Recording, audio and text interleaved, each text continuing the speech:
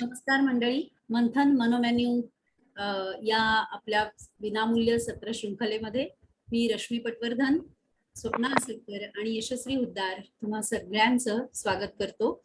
मंथन healthy mind संचलित मनोमेन्यू या सत्राला आता आपण 40व्या सत्राच्या जवळ येऊन पोहोचलो आहोत आणि या गोष्टीचा आम्हाला तिघींनाही मनापासून खूप आनंद होतो आणि त्याच दृष्टीने विचार करत असताना आपण काय वेगळं आणि नवीन देऊ शकतो असा जेव्हा आमच्या तिघींचा विचार झाला तेव्हा असं लक्षात आलं की पंचकोश ही संकल्पना व्यक्तिमत्व विकासासाठी खूप पूर्वीपासून आपल्या भारतीय तत्वज्ञानामध्ये, भारतीय मानसशास्त्रामध्ये वापरली गेली आहे, लिहिली गेली आहे आणि त्याचा आपण जितका सखोल अभ्यास करत जाऊ तितकं ते जास्तीत जास्त आपल्याला नव्याने उलगडत जातात हे सगळे कोश आणि त्या निमित्ताने आपण स्वतःला समजून घेणं आणि स्वतःचा विकास करणं हे जास्त आपल्याला सोपं जातं आणि म्हणूनच या अख्ख्या महिन्यामध्ये पंचकोशाचे 5 गुरुवारी 5 वेगवेगळे कोश बघणार आहोत. अशा वेगळ्या पॅटर्न मध्ये या महिन्यात तुमच्या समोर हा पॅटर्न घेऊन आलो आहोत आणि आपल्याला हे खूप आवडतंय की आपल्याला काही केळकर की ज्यांचं आपण याही आधी 2 सत्र ठेवलं होतं आणि त्यांचा पंचकोश हा अतिशय लाडका विषय आणि अर्थातच लाडका असल्यामुळे त्यांनी त्या विषयाचा सखोल अभ्यास केला आहे आणि अर्थातच मुलांबरोबर किशोरवयीन बरोबर काम करत असताना पंचकोश विकसनावर आधारित त्यांनी अनेक ठिकाणी कार्यशाळा घेतलेल्या आहेत आणि त्यामुळे होणारे बदल मुलांमध्ये, मुलांच्या वर्तनातले, विचारातले खूप सुद्धा त्यांनी प्रत्यक्ष अनुभवले आणि त्यामुळे आम्हाला अर्थातच नीताताई केळकर या विषयाच्या योग्य अशा वक्त्या वाटल्या आणि आपण आज त्यामुळे त्यांना स्वागत करू आपण या प्लॅटफॉर्मवर आजच्या. नीताताई, तुमचं मनापासून स्वागत. नीताताईंचा परिचय खरं तर सगळ्यांनाच आहे पण पुन्हा एकदा थोडक्यात परिचय करायचा मला तर नीताताई सुद्धा काउन्सिलिंग सायकोलॉजिस्ट म्हणून अनेक वर्ष झाली काम करतात. ज्ञानप्रबोधिनी संस्थेच्या त्याबरोबर सुद्धा जवळजवळ 15 ते 20 वर्ष हे उमलत्या वयाशी जुळवून घेताना, कळी उमलताना किंवा ओळख स्पर्शाची सारख्या विषयांच्या कार्यशाळांमधून प्रशिक्षक म्हणून काम करतात. नुकतंच प्रबोधिनीचे संयम प्रकल्प हाती घेतला आहे. त्या प्रकल्पामध्ये सुद्धा कोर ट्रेनर म्हणून खूप महत्वाची भूमिका त्या निभावत आहेत आणि त्यामुळे पंचकोश ह्या विषयामध्ये प्रत्यक्ष मुलांना ते प्रशिक्षण देऊन आणि त्यांचे अनुभव आपल्या गाठीशी बांधून स्वतःमध्ये सुद्धा पंचकोशाच्या आधारे आपण पुढे जाणं हा जो त्यांचा स्वानुभव आहे, अनुभव तुमच्या बरोबर शेअर करायला आज आम्हाला वाटतं की नीताताई ह्या योग्य वक्त्या आम्हाला लाभल्या आणि अर्थातच त्याच्या बरोबरीने आज स्वप्ना असलकर सुद्धा आहेत आणि मला सांगायला अजून एक आनंद वाटणार आहे की या महिन्याच्या थीम मध्ये आम्ही थोडासा वेगळेपणा असा केलाय की नीताताई ह्या कॉमन असणार आहेत आपल्या 5 सत्रांसाठी आणि मी स्वप्नाताई आणि अशा 3 जणी त्यांच्या बरोबरीने तुमच्या बरोबर हा पंचकोश हा विषय उलगडत नेणार आहोत. हा एक वेगळा प्रयत्न आय होप तुम्ही सगळेजण त्या प्रयत्नाला दाद द्या. पुन्हा एकदा सगळ्यांचं स्वागत. व्यक्तिमत्वामध्ये भारतीय तत्वज्ञानाची पंचकोश संकल्पना सांगितलेली आहे. त्यातला पहिला कोश अन्नमय कोश हा आज आपण जास्तीत जास्त जाणून घेण्याचा प्रयत्न करणार आहोत. So Nitatai, hand over to you. Thank you.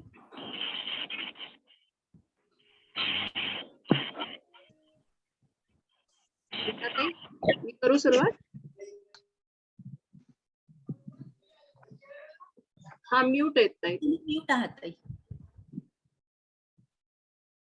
स्वप्नाताई, तुम्ही सुरुवात करा. हो, चालेल. रश्मीताई, धन्यवाद.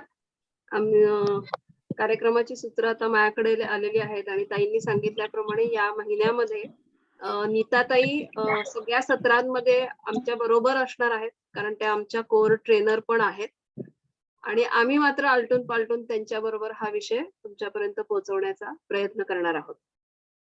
आता या महिन्यासाठी आपण जी संकल्पना घेतली ही संकल्पना आहे पंचकोश. प्राचीन भारतीय तत्वज्ञानामध्ये ही संकल्पना आपल्याला मांडलेली दिसून येते. आपल्या अनेक उपनिषदांमध्येही तुम्हाला याचा उल्लेख दिसतो. आणि भारतीय मानसशास्त्राचा हा खूप एक महत्वाचा भाग आहे. पाश्चिमात्य देशांनाही ही पंचकोश संकल्पना मांडलेली आहे, पण ते तिसऱ्या किंवा चौथ्या कोशापर्यंत येऊन थांबतात. चौथा कोश, पाचवा कोश जो आहे आनंदमय कोश, हा मात्र केवळ आपल्या भारतीय तत्वज्ञानामध्ये सांगितला गेलेला आहे. आता विषयाकडे वळताना आपण थोडस असं बघूया की लहानपणापासून आपण शास्त्र म्हणजे सायन्सचे जे काही पिरियड्स असतात त्याच्यामध्ये आपल्याला शिकवलेलं असतं की माणसाचं वाढ आणि विकास. वाढ ही ठराविक काळानंतर थांबते, विकास मात्र काय असतो, आयुष्यभर चालू असतो. विकास ही निरंतर चालणारी प्रक्रिया आहे असं आपण म्हणत असतो. मग ही विकास होत असतो म्हणजे काय होत असतो, तर पंचकोशांचा विकास हा सतत पुढे होत असतो. आता भारतीय मानसशास्त्र असं मानतं की आपल्या व्यक्तीचं व्यक्तिमत्व हे 5 भागांमध्ये विभागलेलं आहे. त्याच्यामध्ये त्यांनी 5 कोशांची नावं दिली. पहिला आहे तो म्हणजे अन्नमय कोश, जो शरीराशी निगडीत आहे. आहे तो प्राणमय कोश, जो प्राणाशी निगडीत आहे. त्यानंतर आहे मनोमय कोश, मनाशी निगडीत. विज्ञानमय कोश, बुद्धीशी निगडीत. आणि सगळ्यात शेवटचा या सगळ्यांवर आधारित असा आनंदमय कोश. असं 5 भागामध्ये आपलं व्यक्तिमत्व विभागलेलं आहे. हे सगळे कोश एकमेकांशी संबंधित आहेत. एकाच्या आत एक पदर जसे असतात ना तसे. म्हणजे आपलं शरीर, मग त्याच्यात बुद्धी, मन, प्राण, नंतर आनंद, असे करत करत हे व्यक्तीचं व्यक्तिमत्व बनतं असं आपण म्हणत असतो. प्रत्येक कोश महत्वाचा आहे. आज आपण जाणून घेणार आहोत ते म्हणजे अन्नमय कोशाबद्दल. आता आपण एखादी व्यक्ती कशी आहे हे कशावरून ओळखत असतो, तर ती व्यक्ती दिसते, कशी बोलते, कशी वागते, यानुसार आपण काय म्हणत असतो की त्या व्यक्तीचं व्यक्तिमत्व बनत असतं. म्हणजे आपण स्वतः जे काही आहोत ते आपण आपल्या शरीराच्या माध्यमातून व्यक्त होत असतो आणि लोकांपर्यंत पोहोचवण्याचा प्रयत्न करत असतो.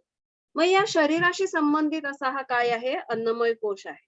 काय येतं या अन्नमय कोशामध्ये, तर आपल्या बाह्य शरीर जे म्हणतो, बाह्य शरीर, अवयव, पचनक्रिया, आपली पंचेंद्रिय, कर्मेंद्रिय, त्यांचं असणारं सगळं कार्य, या सगळ्यांचा समावेश होऊन आपला अन्नमय कोश हा बनत असतो. आणि त्याचबरोबर सगळ्यात महत्वाची गोष्ट की आपण खूपदा ऐकलेलं असतं की पंचमहाभूतांपासून आपलं शरीर बनलेलं आहे. काय आहेत ही पंचमहाभूत, तर पृथ्वी. शरीरामध्ये खनिजाच्या रूपाने पृथ्वी हे तत्व वसतं असं मानलं जातं. पाणी तर आपल्या सगळ्यांना माहितीये. तेज उष्णतेच्या रूपाने, अग्नीच्या रूपाने आपल्या शरीरामध्ये असतं. वायू, शरीरात विविध प्रकारचे वायू विविध प्रकारचं काम करत असतात. प्राण आहे, अदान, अपान, व्यान, समान, अशी त्याची वेगवेगळी नावं आहेत. प्रत्येक वायू वेगवेगळ्या प्रकारचं कार्य करतो. आणि आकाश तत्व, 5वं तत्व आहे आकाश तत्व, की शरीरात जिथं जिथं म्हणून पोकळी आहे, मग ती हाडांमध्ये असू दे, पेशींमध्ये असू दे, तिथं आकाश तत्व आहे असं मानलं जातं.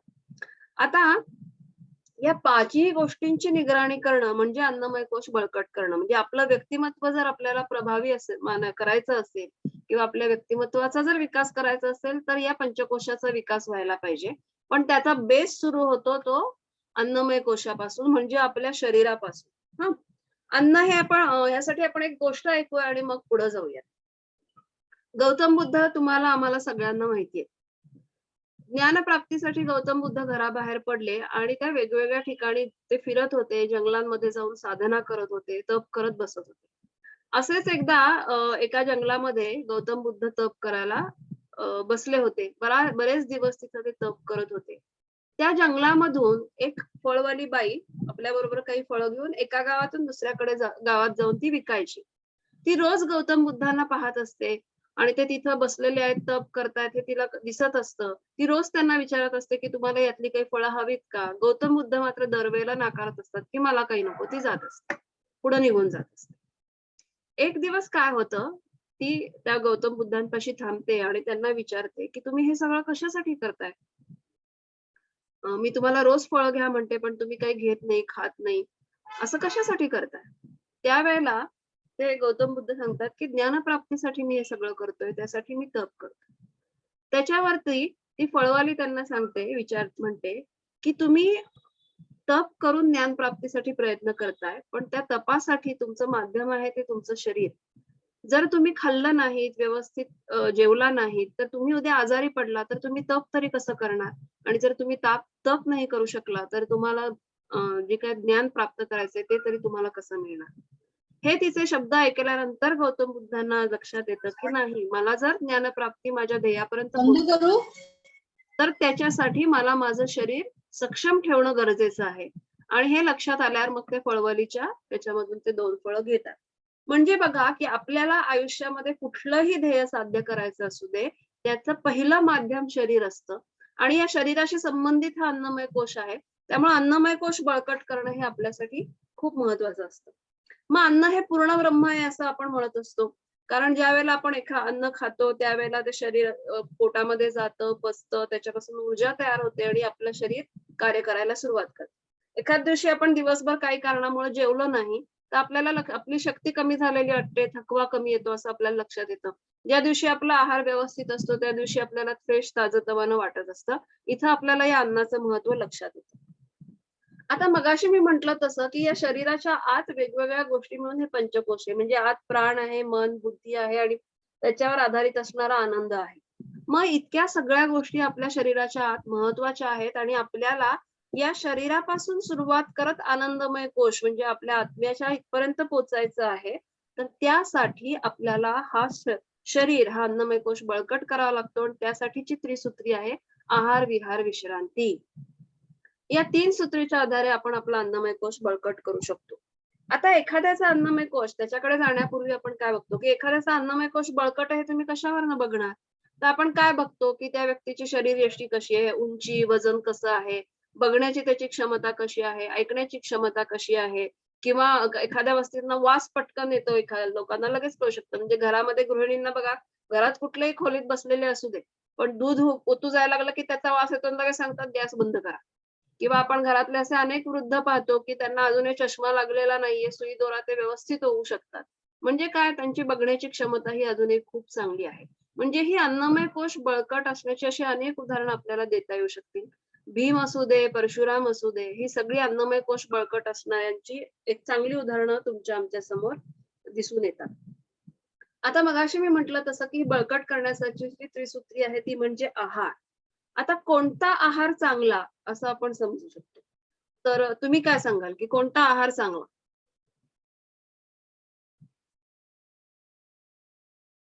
अनम्यूट करून उत्तर दिलं तरी चालेल.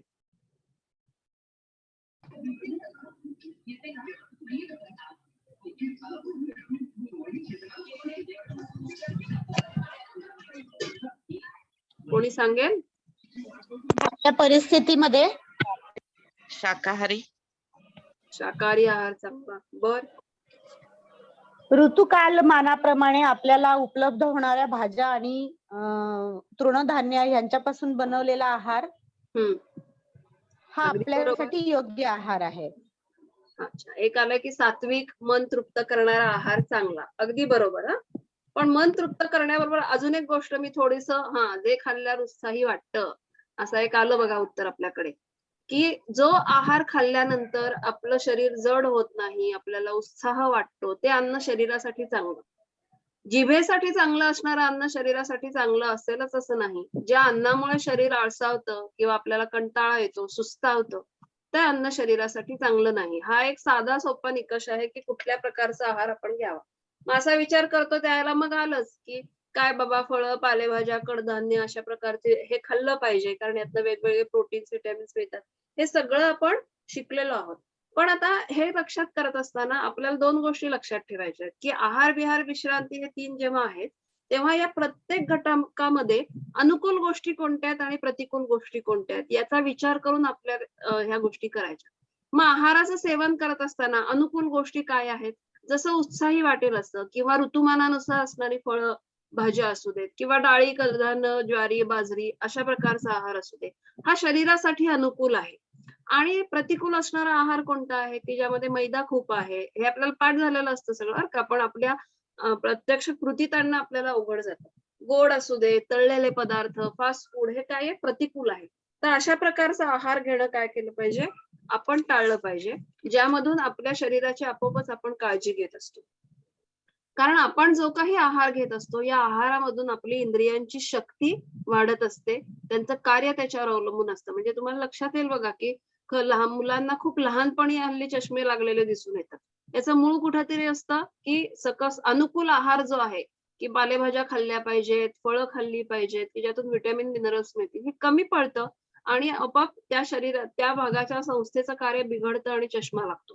अशी अनेक उदाहरणं दिसतील की स्त्रियांच्या बाबतीत कॅल्शियम हाडांच्या बळकटीसाठी कॅल्शियम लागतं, पण तशा प्रकारचा आहार जर नसेल तर अनेक हाडाचे विकार किंवा त्या संबंधीच्या व्याधी शरीराला लागू शकतात. त्यामुळे अनुकूल प्रतिकूलचा विचार करून आहार घ्यावा. आता येऊ आपण व्यायामाकडे. आता व्यायामामध्ये सुद्धा आपण मागच्या योगोपचारामध्ये पाहिलं की यम नियम आसनं करून आपण स्वास्थ्य राखू शकतो, पण खाल्लेलं अन्न पचण्यासाठी आपल्याला व्यायामाची गरज असते. दिवसातून किमान 1 तास तरी आपण व्यायाम करणं काय आहे, गरजेचं आहे.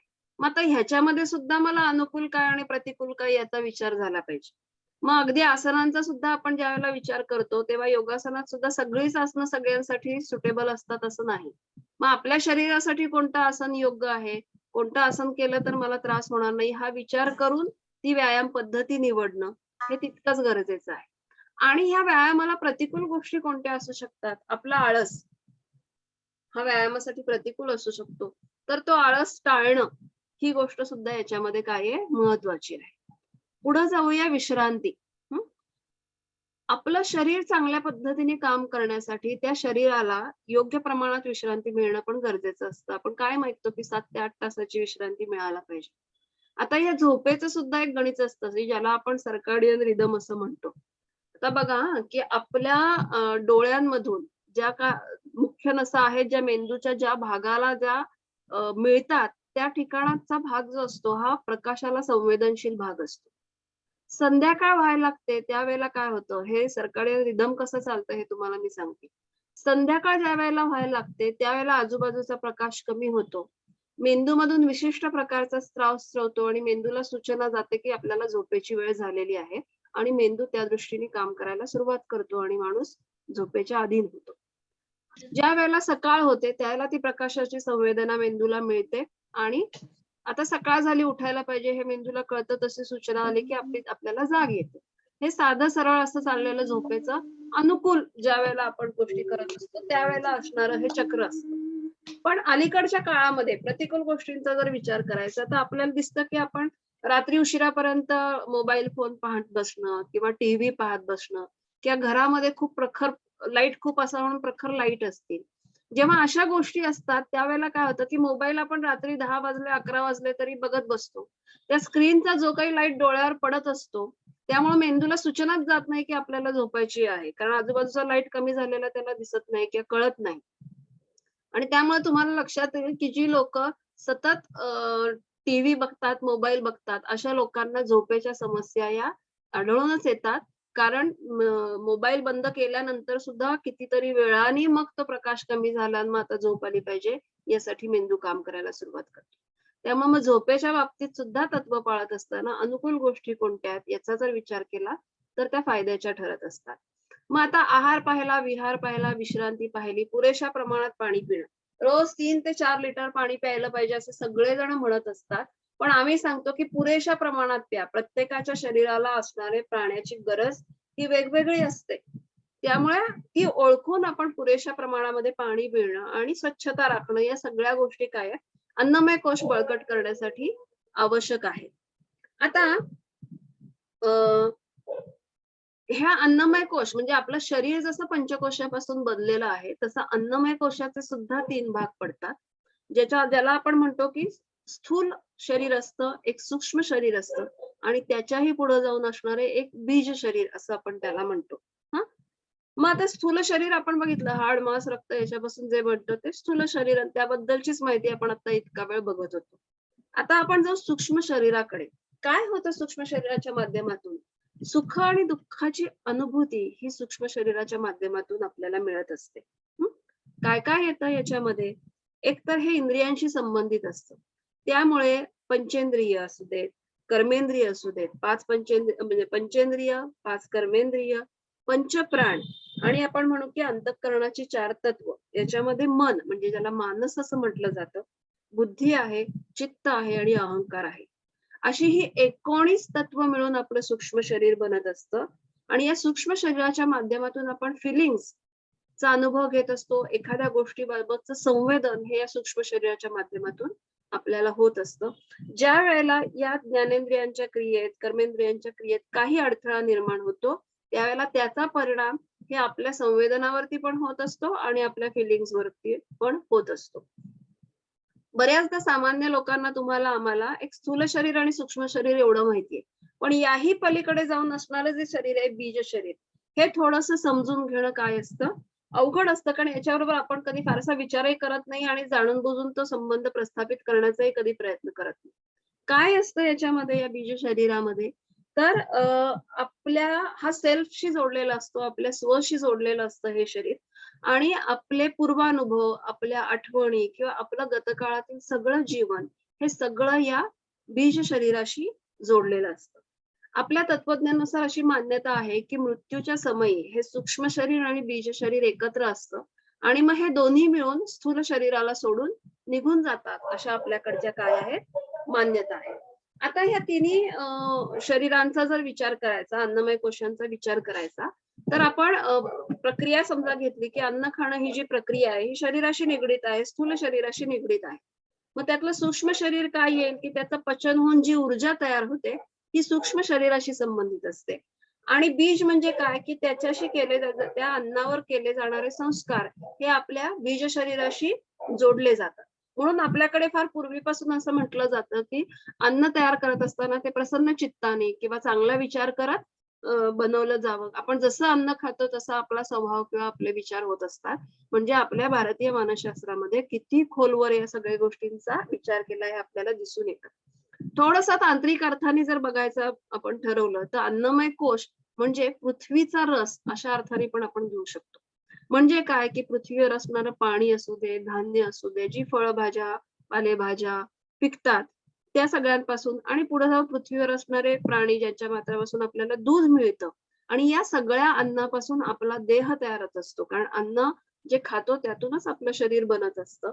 तर असा हा सगळा काय आहे, अन्नमय कोश. आणि हा जर बळकट ठेवायचा असेल तर आता मी जसं म्हटलं की आहार, विहार, विश्रांती हे सगळं अनुकूल आणि प्रतिकूल बदल लक्षात घेऊन त्याचा स्वीकार आपल्या रोजच्या दैनंदिन कार्यक्रमामध्ये करणं गरजेचं आहे. आणि ज्या वेळेला आपण अन्नमय कोश बळकट करतो त्याच वेळेला पुढच्या कोशांचा मार्ग, ते कोश विकसित होण्याचा मार्ग हा प्रशस्त होत जातो असं आपण म्हणू शकतो. एवढं बोलून मी या ठिकाणी थांबते आणि या कार्यक्रमाची सूत्र आता नीताताईंकडे देते. नीताताई.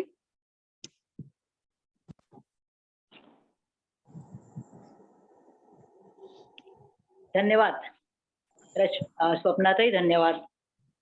मंथन हेल्दी माइंडच्या माझ्या उत्साही मैत्रिणी स्वप्ना, रश्मी आणि यशश्री सगळ्यांना मी धन्यवाद देते, कारण त्यांनी परत इथे मला बोलवलं आणि माझे विचार व्यक्त करण्याची संधी इथे त्यांनी मला दिल्याबद्दल. विषय तर अतिशय इंटरेस्टिंग आहे आणि तो आपल्या मानसशास्त्रामधला महत्वाचा विषय आहे. पण इथे एक आधी मी स्वप्नाने सांगितलेल्या काही गोष्टी सांगते. ते म्हणजे तिने अतिशय सुंदर पद्धतीने वाढ आणि विकास म्हणजे काय, आपला अन्नमय कोश कशाने बनलेला आहे, शरीराच्या माध्यमातून आपण कसे व्यक्त होतो आणि आहार, विहार, विश्रांती याविषयी अतिशय डिटेलमध्ये तिने सांगितलं. आता सगळ्यात महत्वाचा भाग इथे असा आहे की मानसशास्त्रामध्ये पाश्चिमात्य आणि भारतीय असे जर दोन भाग आपण बघितले तर त्याच्यामध्ये पाश्चिमात्य मानसशास्त्रामध्ये मुळामध्ये मन, आत्मा या गोष्टीला काही स्थानच नाहीये. म्हणजे असं म्हटलं जातं की हे दिसतं का, हे दिसतच नाही, दिसतं वर्तन, आणि म्हणून वर्तनातनं दिसणारं जे व्यक्तिमत्व आहे तेच व्यक्तिमत्व खरं, असं पाश्चिमात्य संस्कृतीमध्ये म्हटलं जातं. पण आपल्या भारतीय संस्कृतीमध्ये तसं नाहीये. आपल्या संस्कृतीमध्ये हे 5 कोश सांगितलेले आहेत आणि ते अतिशय सुंदर आहेत, कारण त्याच्यामध्ये सर्व गोष्टी अतिशय डिटेल्ड अशा आलेल्या आहेत. आज आपल्याला अन्नमय कोशाचा विचार करायचा आहे. हा विचार करत असताना पहिल्यांदा हा विचार कोणी केला, कोणी मांडला, तर आद्य शंकराचार्यांनी पहिल्यांदा पंचकोश हा विचार मांडला. त्यांच्या पंचदशीमध्ये हा त्यांनी विचार मांडला. आता हा विचार नक्की काय आहे, तर मानवी शरीर हे फक्त सुखप्राप्तीसाठी नाहीये. म्हणजे मनमानी, मौज मजा, बेफिकिरी, मला हवंय ते करणं, चैन यासाठी मानवी शरीर आपल्याला मिळालेलं नाहीये. मानवी शरीर हे अतिशय आपल्याला एक वेगळ्या पद्धतीने, वेगळ्या विचारांनी असं ते मिळालेलं आहे आणि याच्या माध्यमातून आपला आत्मिक आनंद कसा मिळेल आपल्याला याचा आपण विचार करणार आहोत. आणि हा संपूर्ण पंचकोशामध्ये तो विचार असणार आहे. मग आत्मिक आनंद म्हणजे काय?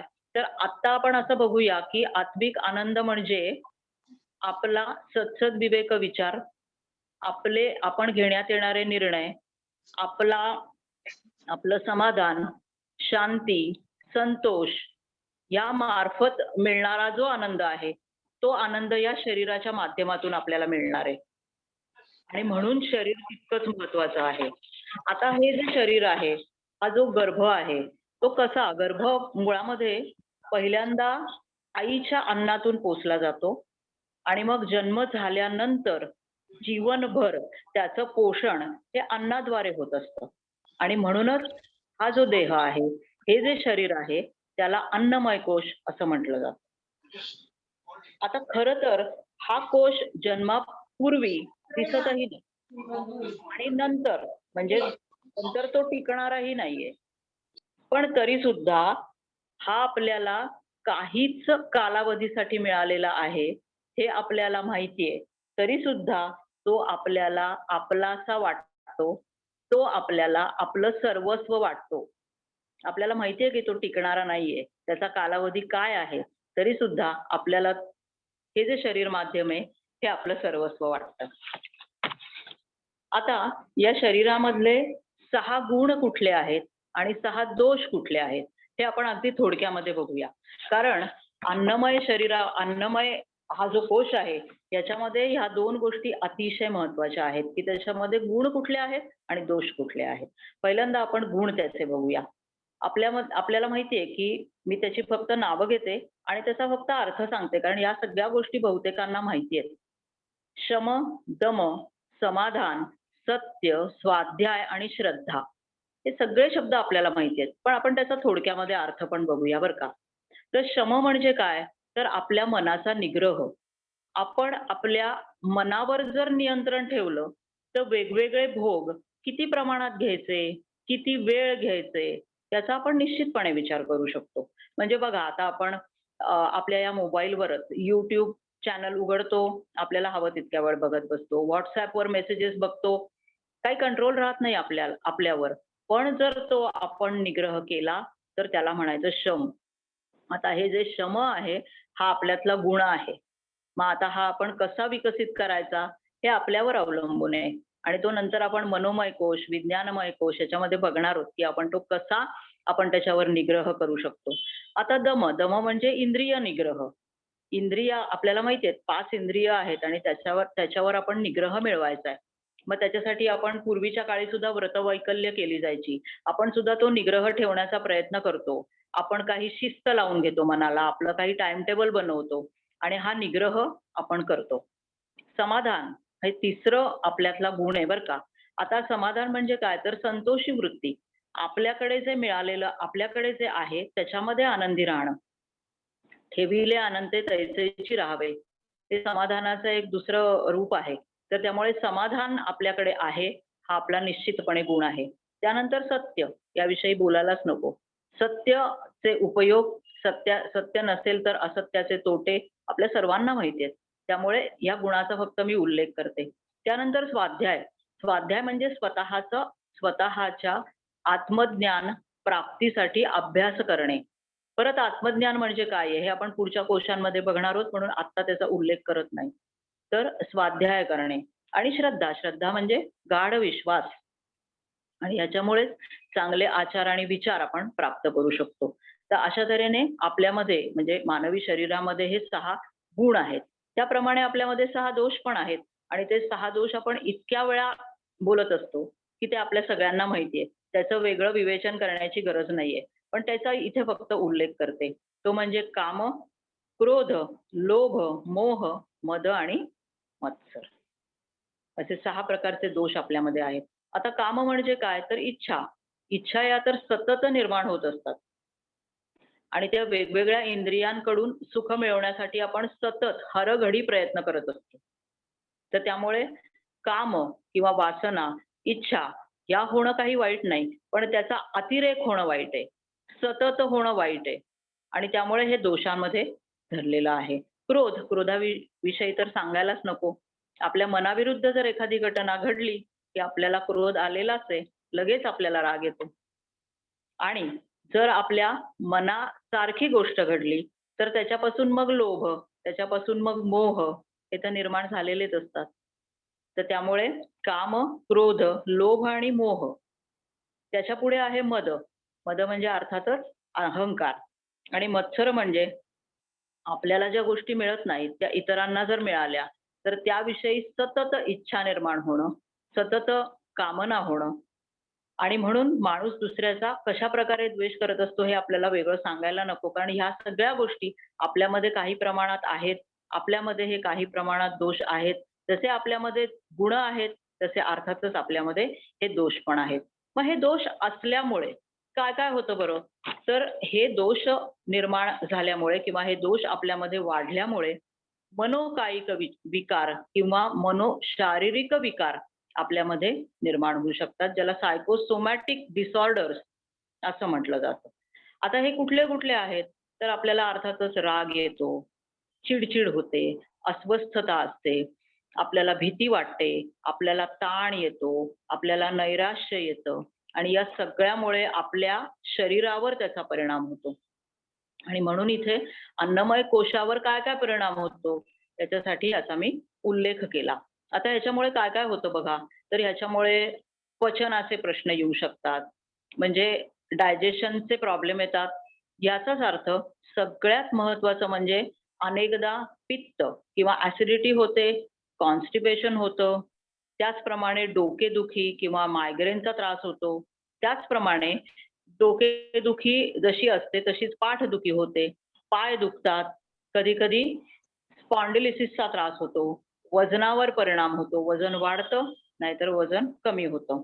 त्याचप्रमाणे अनेक त्वचेचे सुद्धा विकार याच्यामध्ये होतात. म्हणजे बघा, की आपल्यामध्ये जे हे षडविकार आहेत, आत्ताच जे आपण बघितले, त्याच्यामुळे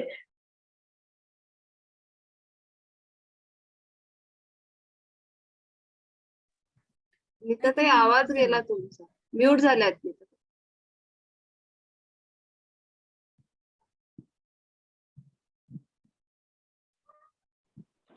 आता येतोय? हो हो, येतोय आवाज हो. येतोय? येतोय.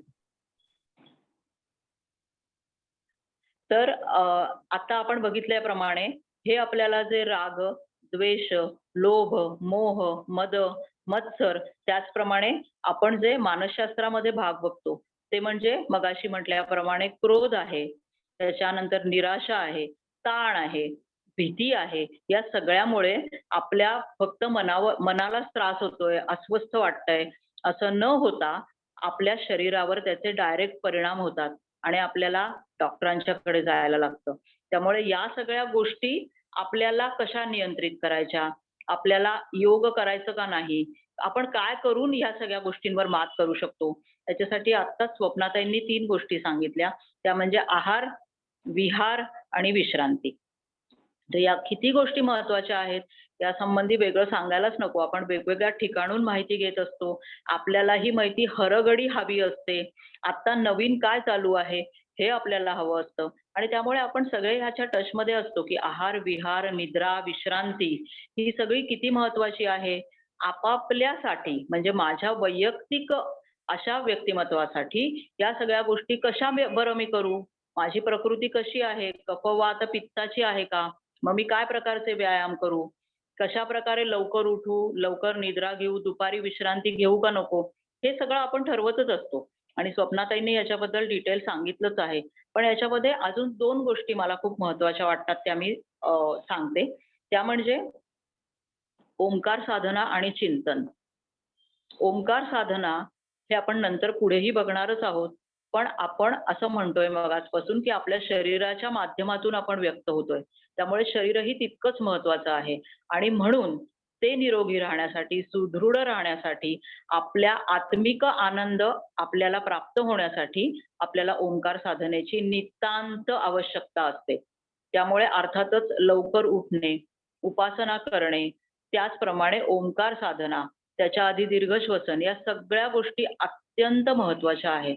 मग या ओंकार साधनेमुळे नक्की होतं काय?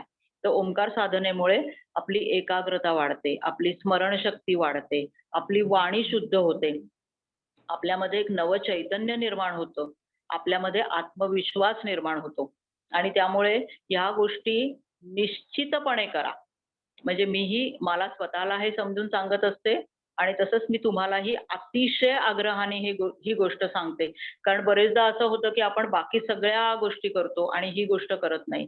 तर तसं न करता ओंकार साधना ही अत्यंत म्हणजे अत्यंत महत्त्वाची आहे आणि ते केल्यानंतर आपल्यामध्ये जे बदल होतात, ते आश्चर्यकारक बदल असतात. आणि त्यामुळे अनेकदा असं होतं, की अ, अ, मी थोडासा अल्झायमर सपोर्ट ग्रुपसाठी सुद्धा काम करते. तर विस्मृती ही हल्ली वेगवेगळ्या कारणांमुळे खूप लवकर यायला लागली आहे. म्हणजे हा त्रास, विस्मरणाचा त्रास हा एका विशिष्ट वयात खूप अलीकडे यायला लागला आहे. आणि त्याच्यासाठी आपण विविध खेळ खेळतो, बौद्धिक खेळ खेळतोच किंवा आपण वेगवेगळ्या अजून अशा क्लुप्त्या काढतो, की ज्याच्यामधून नाही, आपण वेगळ्या वाटेने जाऊया. आपण वेगवेगळे बौद्धिक खेळ, कोडी सोडूया. कोडी जी असतात ती सुद्धा खूप महत्त्वाची असतात. पण या सगळ्याच्या बरोबर प्राणायाम आणि ओंकार साधना ही खूप महत्त्वाची असते, की ज्याच्यामुळे आपल्या स्मरणशक्तीमध्ये आश्चर्यकारक बदल घडतात, फरक पडतो. त्याच्यानंतर आणि शेवटचं महत्त्वाची गोष्ट आहे ते म्हणजे चिंतन. चिंतन म्हणजे काय? तर सगळ्यात महत्त्वाचं म्हणजे आपण चिंतन करत असताना आपल्याबरोबर आपल्या समाजाचाही विचार, आपल्या अवतीभोवती जी लोकं आहेत त्यांचाही विचार करणं. आपलं चिंतन, आपलं नामस्मरण, आपण जेव्हा आंतरिक आपला जो प्रवास आहे, आंतरिक जगाचा प्रवास, त्याच्यामध्ये आपण बघितलंच होतं, की ध्यानधारणा, नामस्मरण या सगळ्याच गोष्टी जितक्या महत्त्वाच्या आहेत, तितकीच महत्त्वाची गोष्ट आहे आपल्याला जे शरीर मिळालेलं आहे, आपल्याला जे कुटुंब मिळालेलं आहे, ज्या अवतीभोवती म्हणजे आपल्या अवतीभोवती जो समाज आहे त्याच्यामध्ये आपण राहतोय, त्याबद्दल असलेली सहानुभूती, त्याबद्दल असलेली कृतज्ञता आपण मनामध्ये बाळगणं हे अतिशय महत्त्वाचं असतं. पण आपल्या मनामध्ये हे बाळगतानाच आपण आपल्या अन्नमय कोश किंवा शरीराद्वारेच आपण काम करणार आहोत. बरोबर आहे की नाही?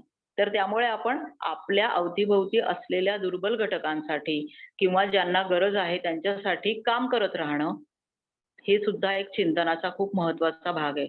मला असं वाटतं, की ही कृतज्ञता, सहानुभूती, सदनुभूती जर आपल्यामध्ये असेल, तर आपला व्यक्तिमत्व विकास अतिशय चांगला होण्याच्या दृष्टीने एक पाऊल आपण पुढे जाऊ शकतो. अन्नमय कोशामध्ये सगळ्यात महत्त्वाची गोष्ट अशी आहे, की अन्नमय कोशाच्या आत प्राणमय कोश, त्याच्या आत मनोमय कोश, त्याच्या आत विज्ञानमय किंवा ज्ञानमय कोश आणि नंतर त्याच्या आधाराने मिळालेला आनंदमय कोश. हा सगळा जितका महत्त्वाचा आहे, तितका महत्त्वाचंच आपलं शरीर आहे. आणि म्हणून आपण मगाशी म्हटलं त्याप्रमाणे हे जे पंचमहाभूतांनी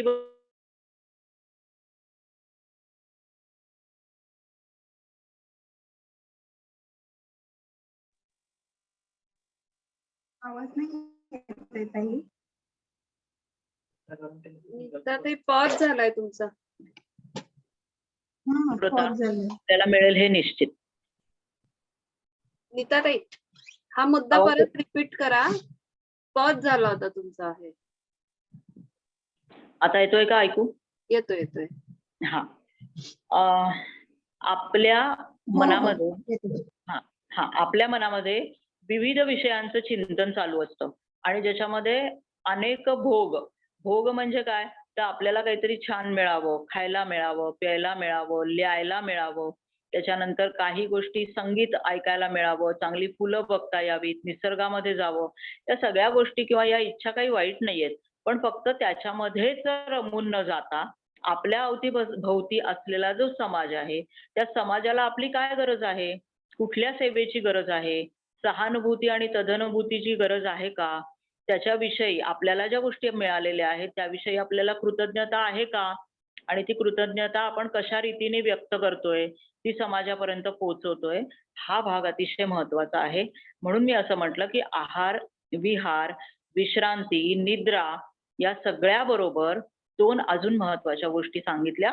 त्या म्हणजे ओंकार साधना, जी आपल्या स्वतःसाठी अतिशय आवश्यक आहे. त्याच्यामुळे स्मरणशक्ती, आत्मविश्वास, एकाग्रता, वाणीची शुद्धता या सगळ्या गोष्टी तर होतातच. पण त्याचबरोबर चिंतन हा विषय मी अशासाठी मांडला, की आपल्या अवतीभोवती जो समाज आहे, त्या समाजाचे आपण ऋणी आहोत आणि त्यांच्यासाठी आपण नक्की काय करतोय याचा विचार करून दिवसातला, आठवड्यातला, महिन्यातला काही काळ त्यांच्यासाठी निश्चितपणे खर्च करणं. आपल्याकडे काय आहे? आपल्याकडे आर्थिक बाजू आहे का? आपल्याकडे आपण त्यांना कष्ट किंवा आपले आपण त्यांना वेळ देऊ शकतो? या सगळ्या गोष्टींचा आपण आपला विचार करून त्यांच्या प्रती ती भावना तिथपर्यंत पोहोचवणं ही खूप महत्वाची भाग आहे. कारण आपल्यापाशी जर ठरवलं तर निश्चितपणे वेळ आहे. मला वेळच नाही असं होतच नाही. त्यामुळे तो वेळ आपण इतरांसाठी देऊन आपली कृतज्ञता व्यक्त करावी असं मला मनोमन वाटतं. कारण अन्नमय कोश म्हणजेच आपलं शरीर आणि त्याच माध्यमातून आपण व्यक्त होतोय आणि त्यामुळे या सगळ्यांसाठी ही गोष्ट खूप महत्वाची आहे. मगाशी म्हटल्याप्रमाणे पंचमहाभूतांनी बनलेलं हे जे शरीर आहे त्याच्यामध्ये सप्तधातू आहेत. त्याचप्रमाणे याच्यामध्ये 3 गोष्टी आहेत बरं का. त्या 3 गोष्टी सांगून मी थांबते. त्याच्यामध्ये एक गोष्ट अशी आहे की आपल्यामध्ये संवेदन शक्ती आहे. आपण संवेदनशील व्यक्ती आहोत. त्यामुळे विविध गोष्टींचा आपण आनंदही घेत असतो. तसंच आपण ज्ञान ग्रहण करण्यासाठी नेहमी तत्पर असतो. कारण आपण आत्ता सगळे जमलो आहोत ते कशासाठी जमलोय? मी वेगवेगळ्या मंथनच्या कार्यक्रमाला का जॉईन होते? कारण आपल्याला वेगवेगळी माहिती मिळावी म्हणून. त्यामुळे ज्ञानप्राप्ती हा सुद्धा आपला हेतू किंवा या अन्नमय कोशाचा एक महत्वाचा भाग आहे. ती शक्ती आहे आपल्यामध्ये. आणि तिसरी गोष्ट म्हणजे क्रियाशक्ती. क्रियाशक्ती म्हणजे शरीराच्या सर्व क्रियांसाठी वापरली जाणारी शक्ती. आपण सतत कार्यरत असतो, राहायला हवं. हा पण आपल्यातला एक भाग आहे, एक महत्वाचा गुण आहे. त्यामुळे संवेदन शक्ती, ज्ञानशक्ती आणि क्रियाशक्तींनी बनलेला हा अन्नमय कोश आपणच जपायचा आहे. आपणच तो सुदृढ करायचा आहे, निरोगी करायचा आहे. कारण आपल्याला या शरीराच्या माध्यमातूनच पुढच्या कोशांपर्यंत जायचं आहे. इथेच मी माझ्या वाणीला विराम देते. धन्यवाद. खूप छान ताई. स्वप्नाताई, एक अशी विनंती आहे की आपण योग निद्रा करू शकतो का? आणि ती जर करायची असेल तर म्हणजे तुम्ही जर का हो म्हणालात तर आपल्या पूर्वाताई जो मागच्या वेळेला पण आलेल्या होत्या त्या आलेल्या आहेत आता आणि 7 ते 8 मिनिटाचं असं योग निद्रा त्या घेऊ इच्छितात, जो परत अन्नमय कोशाशीच संबंधित आहे. हो, घेऊयात ना, घेऊयात. नंतर आपण प्रश्नोत्तरांकडे जाऊयात मग, चालेल ना? किंवा आधी प्रश्नोत्तरांकडे आपण वळलो तरीही चालेल. आपल्या म्हणजे योग निद्रेनंतर काहीच बोलायला नको. हा. काहीच बोलायचं नाही. चालेल. मग मलाही तेच म्हणायचं होतं की आधी प्रश्नोत्तर घेऊया. हो. हम्म. कोणाचे काही प्रश्न असतील तर अनम्यूट करून विचारू शकता किंवा चॅट बॉक्स मध्ये.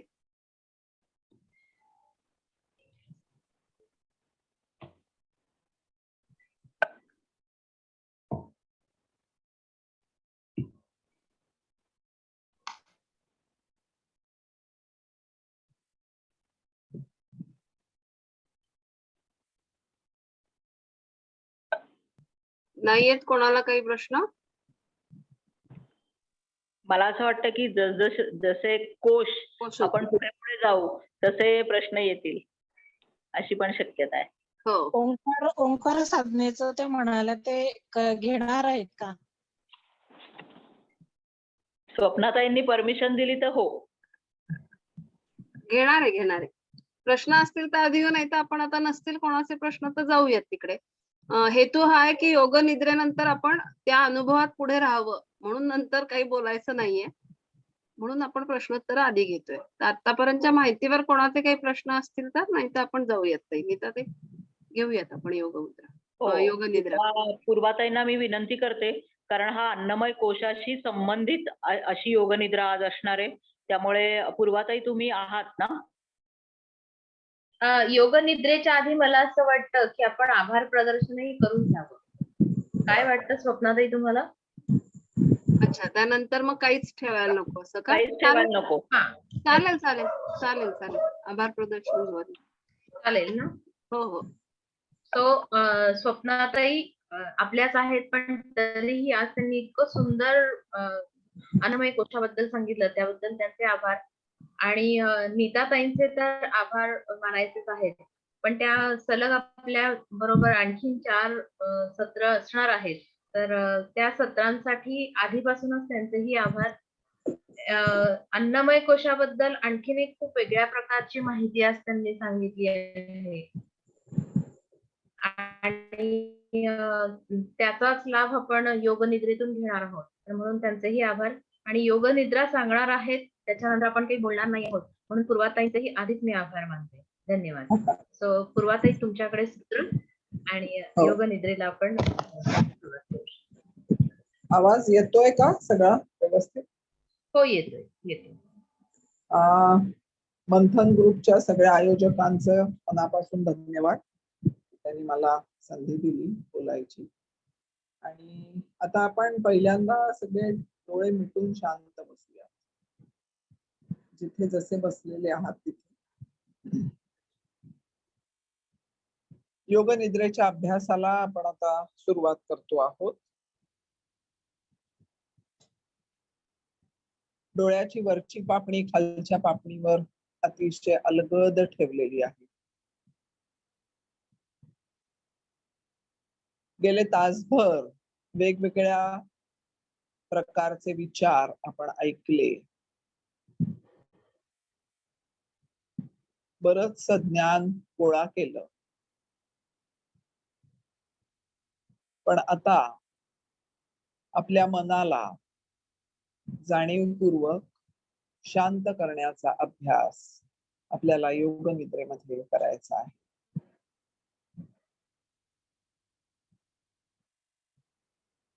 एक वेगळा मानसभाव आपल्याला आज निर्माण करायचा आहे. आपलं शरीर जे स्थूल रूपाने दिसतं आणि सूक्ष्म रूपाने पण ते अस्तित्वात असतं,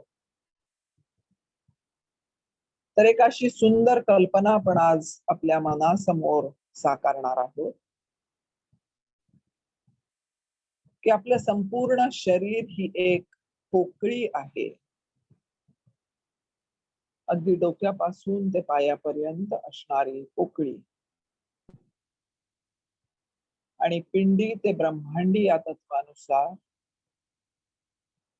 या पोकळीमध्ये आकाश तत्वाचा वास आहे. आपलं शरीर पंचमहाभूतांनी बनलेलं आहे. त्यामुळे अशी कल्पना करायची की आपलं शरीर ही एक पोकळी आहे आणि त्या पोकळीमध्ये अथांग असं आकाश तत्व पसरलेलं आहे, भरून राहिलेलं आहे. मग जर आपल्या मस्तकाचा विचार केला तर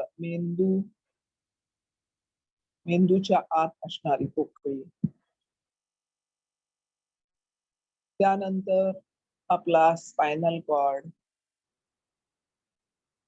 तो दोरीसारखा लांब आहे, त्याच्या आतली पोकळी, आपलं कंठस्थान, तिथे असणारे सप्तपथ, त्या सप्तपथाच्या वेगवेगळ्या पोकळ्या, ते स्वरयंत्र असो, श्वासनलिका असो, अन्ननलिका असो,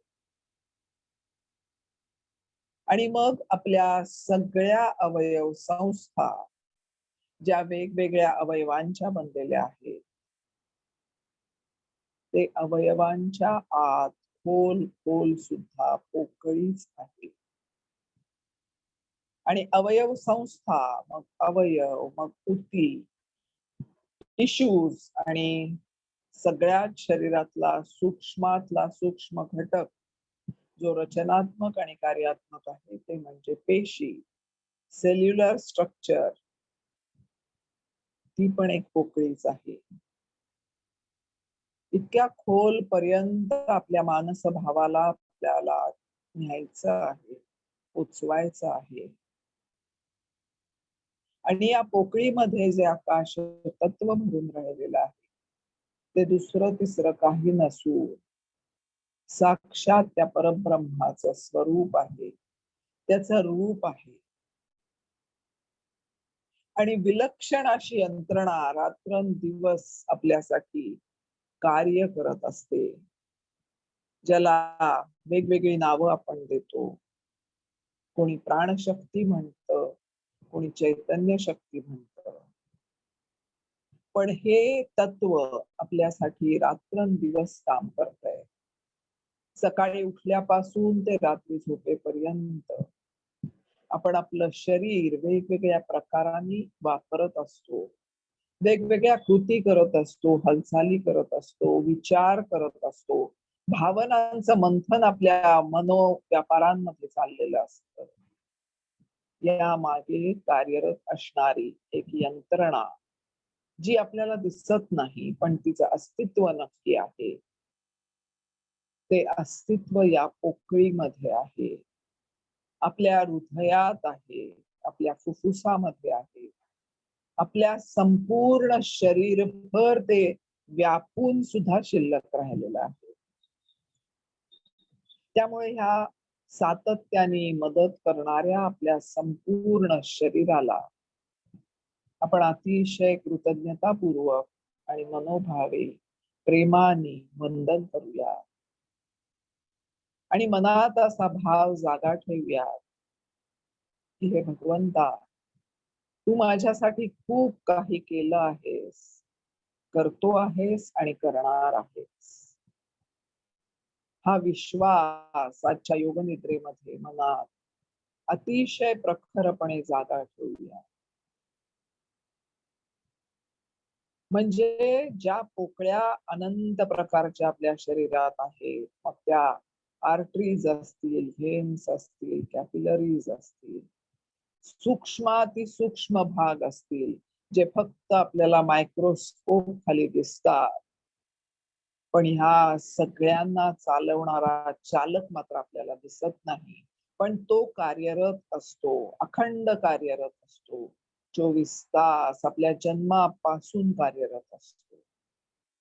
त्या परब्रह्म शक्तीला, त्या परमात्म्याला, त्या भगवंताला, त्या चैतन्याला मनापासून वंदन करूया. आणि माझे विचार, माझ्या सगळ्या कृती, माझ्या भावना, माझ्या हालचाली मी अतिशय अनन्य भावाने त्या परमात्म्याच्या पायाशी, चरणावर समर्पित करेन, असा एक मनोमन निश्चय करूया. आणि जेव्हा हा निश्चय माझ्या मनात निर्माण होईल तेव्हा साहजिकच कृतज्ञतेने माझं मन आनंदाने भरून जाईल, माझं हृदय आनंदाने उचंबळून येईल आणि माझ्या संपूर्ण शरीरभर या आनंदाच्या लहरी, या आनंदाची व्हायब्रेशन्स पसरून राहतील. आणि मग माझ्या असं लक्षात येईल की हे आनंद स्वरूप म्हणजेच मी आहे. त्यामुळे ज्यांनी मला हे शरीर, ही दैवी देणगी बहाल केलेली आहे, त्या परब्रह्माला मी एक क्षणही विसरणार नाही आणि सतत आनंदी राहण्याचा प्रयत्न करेन. आणि माझ्या सहवासात जे कोणी येईल, ज्या कोणी व्यक्ती येईल, त्यांनाही हा आनंद देण्याचा निश्चय मी करेन. आणि हे भगवंता, तू मला त्याच्यासाठी सहाय्य करणार आहेस, हा विश्वास मनामध्ये दृढ करूया. आणि योग निद्रेच्या अभ्यासातून अतिशय हळुवारपणे मनाला जाग करण्याचा प्रयत्न करूया. सर्वेपि सुखिनः सन्तु सर्वे सन्तु निरामया सर्वे भद्राणि पश्यन्तु मा कश्चित् दुःखमाप्नुया. अशी प्रार्थना करूया आणि दोन्ही हातांची ओंजळ आपल्या चेहऱ्यावर ठेवून त्याच्यात सावकाश डोळे उघडूया. हरिओम तत्सत. हरिओम हरिओम. ब्रह्मार्पणमस्तु.